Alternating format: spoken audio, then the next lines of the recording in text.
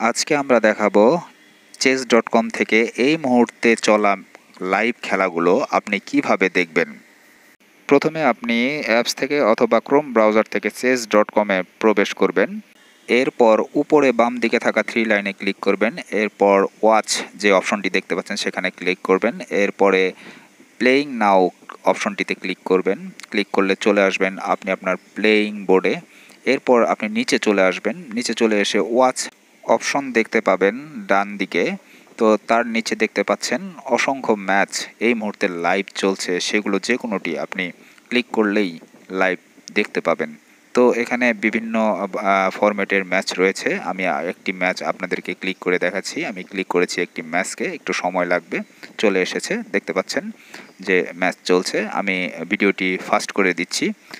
তো এভাবেই আপনারা এখান থেকে দেখতে পাবেন।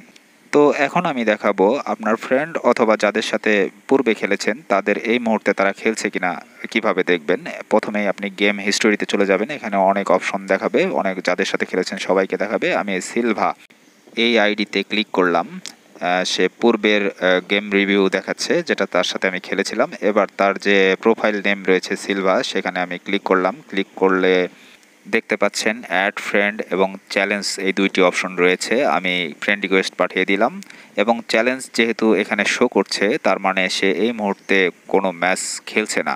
তো আরেকটি 3 ডট রয়েছে, সেখানে ক্লিক করলে মেসেজ, ব্লগ এবং রিপোর্ট অপশন রয়েছে। আমি পুনরায় আবার গেম হিস্টোরিতে চলে আসলাম, দেখি কাউকে পাই কিনা এই মুহূর্তে যে খেলছে। এখানে একটি আইডি দেখছেন ফ্রেন্ডলি, আমি তার সাথে পূর্বে খেলেছিলাম। আমি এই আইডিতে এখন ঢুকবো, দেখি সে খেলছে কিনা। তো এবার প্রবেশ করলাম। সেই আগের মতো গেম রিভিউ আমার সেই ম্যাচটি দেখাচ্ছে যেটি খেলেছিলাম। এবার তার আইডি নামের উপরে ক্লিক করব।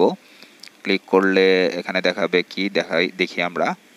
তো এখানে ওয়াচ দেখাচ্ছে, তার মানে এই মুহূর্তে সে লাইভ খেলছে। চলুন আমরা এই ম্যাচটি দেখি সে কি খেলছে। আমরা এখান থেকে তার ম্যাচটি এখন দেখব। আমরা ক্লিক করেছি, একটু সময় নেবে। আমরা দেখব এই মুহূর্তে সে কি খেলছে। তো ইতিমধ্যেই ম্যাচটি চলে এসেছে, আপনারা দেখতে পাচ্ছেন। আমি ভিডিওটি ফাস্ট করে দিয়েছি শর্ট করার জন্য। তো এভাবেই আপনারা যে কোনো লাইভ ম্যাচ আপনারা chess.com থেকে দেখতে পাবেন এবং উপভোগ করতে পারবেন। ধন্যবাদ সবাইকে।